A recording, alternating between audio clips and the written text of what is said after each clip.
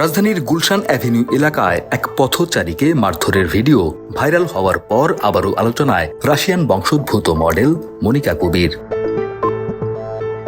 মনিকা কবির নিজেকে মডেল হিসেবে পরিচয় দিলেও মূলধারার ফ্যাশন বা বিজ্ঞাপনের জগতে তার উপস্থিতি খুব বেশি দেখা যায় না।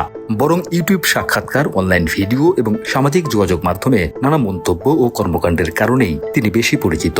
বিভিন্ন সময় বিতর্কিত বক্তব্য ও আচরণের কারণে আগেও সামাজিক যোগাযোগ মাধ্যমে আলোচনায় এসেছিলেন তিনি। বিকাশ পেমেন্টে 10,000 টাকার বেশি অফার, শপিং চলছে তো।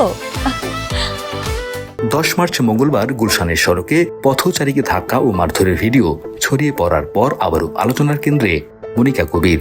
তবে এই ঘটনায় তার দাবি, ওই ব্যক্তি তাকে আগে ধাক্কা দেন এবং আপত্তিকর আচরণ করেন।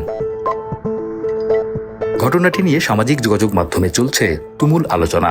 নেটিজেনদের অনেকেই বলছেন, ভাইরাল হতেই এমন কাণ্ড করেছেন মনিকা। প্রশ্ন উঠেছে, এই ঘটনার পেছনের প্রকৃত কারণ কি এবং এতে কার দায় কতটা সেটি স্পষ্ট করতে নিরপেক্ষ তদন্তের দাবি জানাচ্ছেন অনেকেই।